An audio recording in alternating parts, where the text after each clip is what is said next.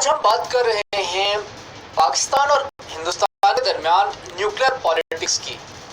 और हम बात करेंगे कि किस तरह से जो दोनों का न्यूक्लियर प्रोग्राम है वो किस तरह से एक दूसरे की सिक्योरिटी को थ्रेट करता है, और पाकिस्तान और इंडिया के न्यूक्स क्या दोनों के दरमियान वॉर को प्रिवेंट करने में सक्सेसफुल हुए हैं या नहीं।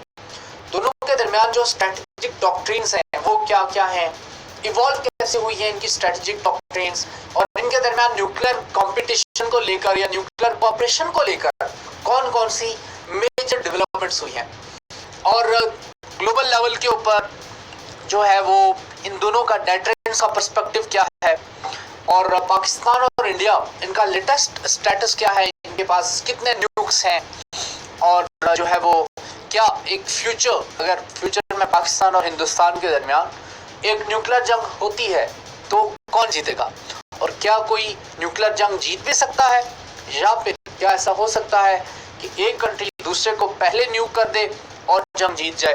क्योंकि आपको पता है कि न्यूक करने की सूरत में complete destruction. India and Pakistan का जो न्यूक्लियर कॉन्टेक्स्ट है ये दोनों ने इवॉल्व किया है अपनी स्ट्रेटेजिक ऑटोनॉमी को सामने रखते हुए, और अपनी स्ट्रेटेजिक ऑटोनॉमी को सामने रखते हुए इन दोनों ने अपनी न्यूक्लियर वेपन्स की कैपेबिलिटी को इवॉल्व किया है। ऑब्वियसली इंडिया और पाकिस्तान दोनों ने यूएन की रेजोल्यूशन आई 1172 1998 की इन दोनों ने जब अटैक्स किए उसके बाद विच अर्जेस, इसमें इंडिया और पाकिस्तान को कहा गया कि बाकी जिन स्टेट्स ने ऐसा नहीं किया to become party to the nuclear non proliferation treaty 1969 की ट्रीटी है कि आप जो है न्यूक्लियर नॉन प्रोलिफरेशन ट्रीटी को पार्टी बने, इसको साइन करें, इसको रेटिफाई करें। Again nuclear non proliferation part जो न्यूक्लियर एनपीटी जो ट्रीटी है, न्यूक्लियर नॉन प्रोलिफरेशन ट्रीटी, इसको साइन करने का मतलब है कि आपको अपने एटॉमिक प्रोग्राम को रोल बैक करना पड़ेगा। और अगेन जो नॉन प्रोलिफरेशन ट्रीटी है इसमें सिर्फ 5 न्यूक्लियर स्टेट्स को एक्नॉलेज किया गया है जो इस ट्रीटी से पहले तक थी 1964 तक, जिसमें सिर्फ चाइना तक है। चाइना है, रशिया है, फ्रांस है, और किंगडम ऑफ यूके है, और यूनाइटेड स्टेट्स ऑफ अमेरिका है। और बाकी जो है वो पाकिस्तान और इंडिया जो 6 और 7 न्यूक्लियर पास थे इनको उसमें रिकॉग्नाइज नहीं किया गया। And CTBT comprehensive test ban treaty का पार्ट बने विदाउट एनी डिले। तो ये 1998 में जब इन दोनों ने न्यूक्लियर अटैक्स किए, जब इन दोनों ने अपने न्यूक्लियर एक्सप्लोजन किए, तो उसके बाद यूएन की रेजोल्यूशन आई इसके ऊपर, सिक्योरिटी काउंसिल की रेजोल्यूशन 1172 जिसमें बात की गई। पोस्ट कोल्ड वॉर एरा में हम देखते हैं कि जो न्यूक्लियर डॉक्ट्रिन का डेटरेंस, जो न्यूक्लियर डेटरेंस का जो पर्सपेक्टिव है, या जो न्यूक्लियर डेटरेंस की डॉक्ट्राइन है वो साउथ एशिया में ज्यादा रेलिवेंट है। थोड़ा सा आपको इसके बैकग्राउंड के बारे में बता दूं। बुनियादी तौर पे जो मैनहट्टन प्रोजेक्ट था वो यूनाइटेड स्टेट्स ऑफ अमेरिका ने शुरू किया अर्ली 1940s में किसी टाइम। अगस्त 1945 में जब यूनाइटेड स्टेट्स ऑफ अमेरिका ने हिरोशिमा में और नागासाकी 6 और 9 अगस्त को जब हिरोशिमा और नागासाकी को बम किया, न्यूक किया, तो उस वक्त पहली दफा दुनिया को पता चला कि हाँ इस तरह का कोई वेपन भी हो सकता है। उसके फौरन बाद जो रशियन स्पाइस थे, क्योंकि अगेन आपको पता है वर्ल्ड वॉर 2 जब फौरन एंड हुई तो उसके फौरन बाद से याल्टा कॉन्फ्रेंस के टाइम से ही जो है वो रूजवेल्ट के दरमियान और स्टालिन के दरमियान एक फ्रिक्शन, एक साइलेंट फ्रिक्शन या अंडरनीथ फ्रिक्शन स्टार्ट हो गई थी दोनों के दरमियान। बाज़ लोग तो ये भी कहते हैं कि याल्टा कॉन्फ्रेंस के दौरान ही, चूंकि एक तरफ याल्टा कॉन्फ्रेंस हो रही थी और दूसरी तरफ जो है वो रूजवेल्ट ने ये डिसीजन लिया कि हम जापान को न्यूक्लियर बम गिरा देते हैं जापान के ऊपर। बाज़ लोग कहते हैं इसका मकसद ये भी था कि स्टालिन को डराया जाए। लेकिन अगेन आपको पता है वर्ल्ड वॉर 2 एंड होती है और फिर रशिया के दरमियान, यूएसएसआर के दरमियान और यूएसए के दरमियान कोल्ड वॉर स्टार्ट हो जाती है।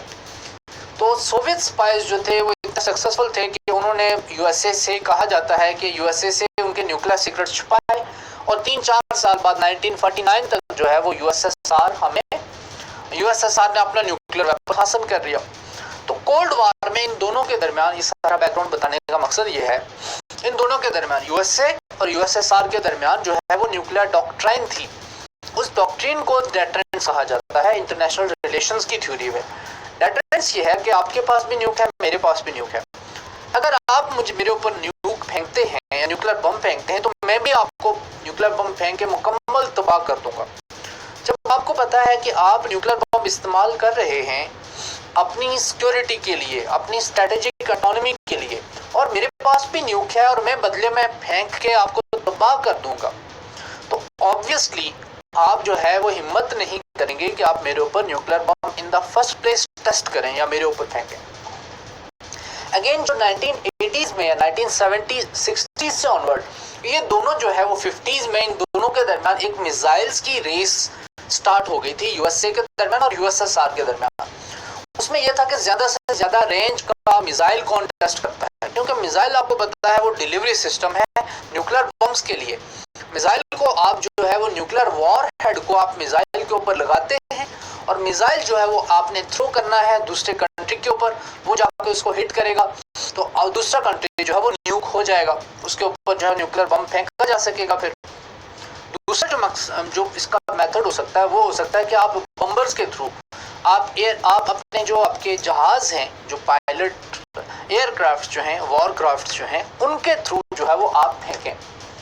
दूसरा ये मोड हो सकता है। तीसरा मोड हो सकता है कि आप जो है आपने उनको ज़मीन के ऊपर किसी जगह पे, तीसरा मोड हो सकता है आप सबमरीन के ऊपर आपने बैलिस्टिक मिसाइल्स लगाए हों और सबमरीन समुद्र में छुपी होंगी, आपकी कोस्ट यूएसए की कोस्ट के पास छुपी होगी रशियन सबमरीन, और वहां से एक बम फेंक देगी, न्यूक्लियर बम फेंक देगी या वहां से एक बैलिस्टिक मिसाइल फेंक देगी, उसके ऊपर न्यूक्लियर वॉर हेड होगा, वो यूएसए को स्ट्राइक करेगा। तो जब तक ये तीनों तरह की कैपेबिलिटीज आप खत्म नहीं करते तब तक जो वो दूसरे कंट्री को पता है कि थ्रेट है मुझे भी। तो अब अगर मिसाल के तौर पे मेरे पास ये तीनों कैपेसिटीज हैं जिनको ट्राइएड कहा जाता है। अगर एक तरह का डिलीवरी सिस्टम है तो उसको मोनोएड कहते हैं, दो तरह का है तो बायएड, तीन तरह का है तो उसको ट्राइएड कहते हैं।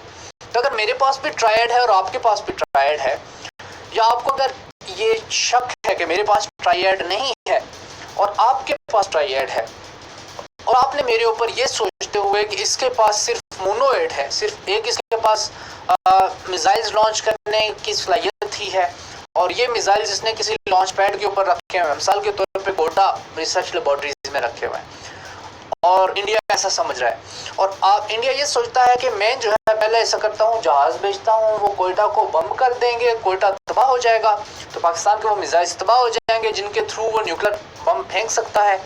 तो इस तरह से पाकिस्तान की जो मोनोएड की सलाहियत है मैं उसको ख़त्म कर दूंगा। अब पाकिस्तान के पास डिलीवरी सिस्टम नहीं है तो वो डेटरेंस भी नहीं रहेगी, फिर जो है वो इंडिया पाकिस्तान को न्यूक कर सकता है।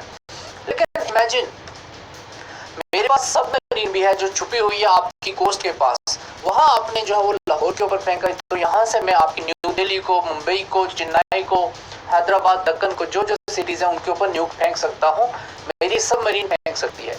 तो वो डेटरेंस जो है वो रेलिवेंट हो जाती है। आपको पता चल जाएगा कि भाई दूसरे के पास भी न्यूक है, मैंने फेंका तो इसने मुझे बदले में सही जवाब देना है।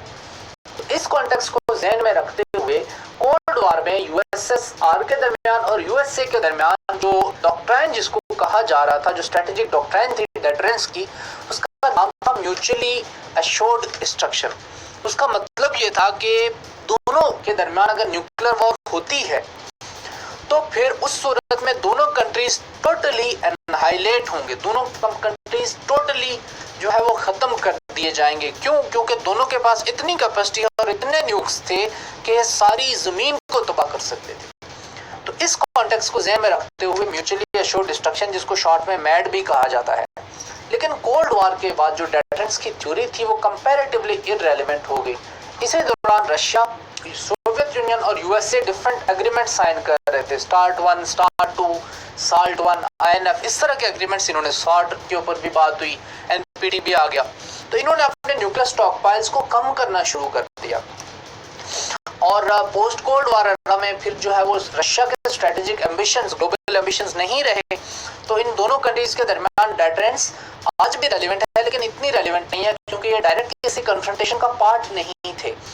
और एक और बात जो है, जो डेटरेंस की थ्योरी के साथ, जो डेटरेंस की थ्योरी को जहाँ से ज़्यादा हवा मिलती है वो यहाँ से मिलती है कि कोल्ड वॉर के दौरान भी वर्ल्ड वॉर 3 जैसा कोई इंसिडेंट रशिया के दरमियान या सोवियत यूनियन के दरमियान और यूएसए के दरमियान नहीं हुआ, बल्कि 1960s में 1961 के क्यूबन मिसाइल क्राइसिस के दौरान के जब सोवियत्स ने अपने न्यूक्लियर बम्स या अपने मिसाइल्स उन्होंने क्यूबा में प्लेस किए, तो उस वक्त ये एक थ्रेट था कि जिसकी वजह से दोनों के दरमियान जंग नहीं हुई, और वो थ्रेट इन्हीं न्यूक्लियर मिसाइल्स का था। फिर बाद में यूएसएसआर ने वहां से अंडर प्रेशर वहां से विड्रॉ कर लिए, उन न्यूक्लियर बम्स को वहां से विड्रॉ कर लिया। आपको मैंने थर्ड का बताया था, terminal high altitude aerial defence, जो साउथ कोरिया में बेस्ड है, जिसका मैंने आपको बताया था नॉर्थ कोरिया को इससे मिसाइल है और चाइना को इससे मिसाइल है। ऐसे जब कोई स्ट्रेटेजिक मिसाइल जब या कोई सबमरीन आपके मुल्क के पास या किसी दूसरे मुल्क का एयरक्राफ्ट कैरियर आपके मुल्क के पास समुद्र में हो, तो आपको तकलीफ होती है, क्योंकि आपको पता है कि उसके पास डिलीवरी सिस्टम है, उसके मिसाइल्स आके या उसके न्यूक्लियर जो बम्स होंगे वो आके आपके मुल्क के ऊपर फेंक सकते हैं, न्यूक आपके मुल्क को टारगेट कर सकते हैं। अब अगेन इंडियन नेवी जो है उसके पास अगर ये कैपेसिटी है कि वो ग्वादर के पास कहीं छुप के पाकिस्तान के ऊपर या कराची के ऊपर न्यूक्लियर बम फेंक सके, तो पाकिस्तान को हमेशा ये थ्रेट रहेगा। मिसाल के तौर पे पाकिस्तान के पास सिर्फ एक ही डिलीवरी सिस्टम है और वो है मिसाइल्स का, और पाकिस्तान के पास एक सबमरीन है और इंडियन नेवी वो सबमरीन तबाह कर देती है, और पाकिस्तान के साथ जो है वो न्यूक्लियर मिसाइल्स वाली साइट्स उनके ऊपर भी टारगेट कर लिया जाता है। फिर हमारे पास डिलीवरी सिस्टम नहीं रहेगा तो डेटरेंस आपकी तबाह हो जाती है। ये आपको इतनी सारी राम कहानी सुनाने का मकसद ये था कि आपको इस टॉपिक का बैकग्राउंड क्लियर हो। तो पोस्ट कोल्ड वार एरा में कहा जाता है कि वैसे ही जैसे डेटरेंस उससे पहले यूएसए और यूएसएसआर के दरमियान रेलिवेंट थी, अब जो है वो साउथ एशिया में रेलिवेंट है। तो यहाँ से हमारी बहस स्टार्ट होती है। Nevertheless, the cost-benefit calculus that underpins deterrence, जो नए मिसाइल डिफेंस सिस्टम आ रहे हैं उसकी वजह से कभी भी मिसकैलकुलेशन हो सकती है। थोड़ा सा जो है वो स्ट्रेटेजिक डेटरेंस की हम बात कर लेते हैं। यहाँ पर रशिया के पास हैं जी 6,850, यूएसए के पास 6,450, बाद एस्टिमेट्स हैं कि रशिया के पास 9,600 हैं, और मैंने बाद एस्टिमेट्स में पढ़ा है कि रशिया के पास 10,000 से ज़्यादा है। चाइना के पास 280, यूके के पास 215, ये न्यूक्लियर बम्स की तादाद है। पाकिस्तान के पास 140 से 50, इंडिया के पास 130 से 40, इसराइल के पास 80, ये एक इंडियन वेबसाइट से स्लाइड उठाई है। नॉर्थ कोरिया के पास 10 से 20। डिलीवरी सिस्टम इंडिया के पास मॉडेस्ट और डेडलिएस्ट मिसाइल इंडिया का कौन सा है? तो इंडिया के पास जो डिलीवरी सिस्टम है वो एडवांस नहीं है, मॉडेस्ट है। इंडिया के पास 5,000 किलोमीटर तक हिट करने वाला अग्नि 5 मिसाइल है। पाकिस्तान के पास भी मॉडेस्ट कैपेसिटी है। पाकिस्तान का जो डेडलिएस्ट वेपन है वो है शाहीन 3 मिसाइल, जिसकी रेंज है 2,750 किलोमीटर। चाइना के पास जो वो 14,500 किलोमीटर, ये बैलिस्टिक मिसाइल्स आ जाते हैं। ये जो है वो इंटरकॉन्टिनेंटल बैलिस्टिक मिसाइल जिनको कहा जाता है, जिनकी रेंज 5,500 किलोमीटर से ज़्यादा होती है। तो ये जो है वो चाइना के पास आपको मिलेंगे, रशिया के पास मिलेंगे, एक दो यूके के पास मिलेंगे, यूएसए के पास मिलेगा और फ्रांस के पास मिलेगा। तो पाकिस्तान और इंडिया के पास इतनी ग्लोबल रेंज की कैपेसिटी नहीं है। नॉर्थ कोरिया जो है वो अभी यही इसी तरह के बैलिस्टिक मिसाइल बनाने की कोशिश कर रहा है कि जो 10,000 या 11,000 किलोमीटर जिनकी रेंज हो और वो यूएसए की मेनलैंड को हिट कर सके। तो ये आपने इंटरेस्टिंग पर्सपेक्टिव ज़हन में रखना है कि नॉर्थ कोरिया का जो लीडर है किम जोंग उन, मोटू से किम जोंग उन है, आपको पता है। किम जोंग उन का जो मेन पर्पस है वो यही है, किसी तरह से कि मैं मिसाइल जो वो व्हाइट हाउस तक पहुंचा सकूं। इंडिया पाकिस्तान के न्यूक्लियर कॉन्टेक्स्ट में different perceptions and strategic aspirations दोनों के डिफरेंट हैं। परसेप्शंस दो कैपिटल्स में डिफरेंट है। इंडिया का कैलकुलस डिफरेंट है, पाकिस्तान का डिफरेंट है। इसी वजह से हमें दोनों के दरमियान न्यूक्लियर कंपटीशन में बहुत ज़्यादा डिफरेंसेस नजर आते हैं। कैसे नजर आते हैं उसके ऊपर मैं बात करूंगा। तो ये जो मिसकैलकुलेशन है या एक दूसरे की तरफ स्ट्रेटेजिक एम्बिवेलेंस है या न्यूक्लियर एम्बिवेलेंस जिसको कहना चाहिए, इसकी वजह से दोनों के दरमियान कभी भी पोटेंशियल कॉन्फ्लिक्ट हो सकता है। न्यू मिसाइल डिफेंस सिस्टम ने इन दोनों के दरमियान जो डेटरेंस है उसको हिला दिया है। इंडिया जो है वो एडवांस डिलीवरी सिस्टम की तरफ जा रहा है।